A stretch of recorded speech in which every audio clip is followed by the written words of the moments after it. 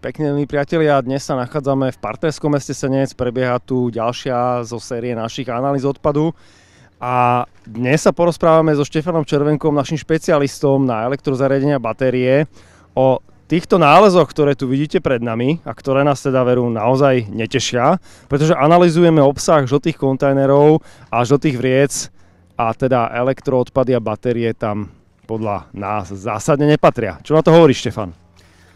Pre mňa je to zaujímavé, že napriek tomu, že tých analýz sme už urobili viac ako 100, tak prakticky pri každej analýze triedeného zberu z farebných kontajnerov nachádzame relatívne vysoké množstvo batérií a elektroodpadu.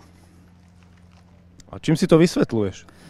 Nedokážem si to vysvetliť, pretože máme veľa možností, ako môžeme odovzdať a rozumne nakladať s elektroodpadom a s baterkami a napriek tomu stále ich nachádzame niekde inde, než majú byť.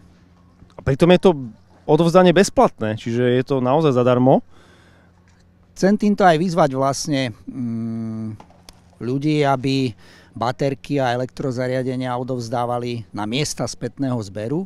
Len zdôrazním, že miestami spätného zberu sú každá jedna predajňa, kde kúpime baterku alebo elektrozariadenie, zberné dvory v mestách a obciach a pre malý elektroodpad a batérie máme aj malé nádoby a kontajnery v inštitúciách, ako sú úrady, pošty, dokonca vo veľkých mestách aj na uliciach. Takže využívajme toto. Určite hej, pretože iba keď správne triedime odpady a skončia na tom správnom mieste, tak putujú ďalej na recykláciu.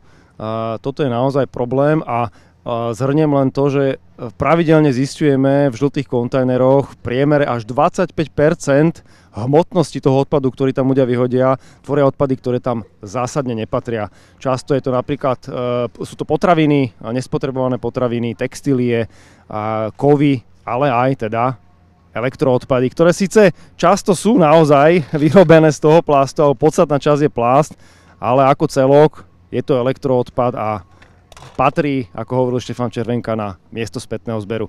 Štefanovi ďakujeme za rozhovor a tešíme sa na nejaký ďalší, lebo tých zaujímavostí z terénu naozaj máme dosť a máme o čom hovoriť. Ďakujeme. Nech sa páči, dovidenia. Tešíme sa.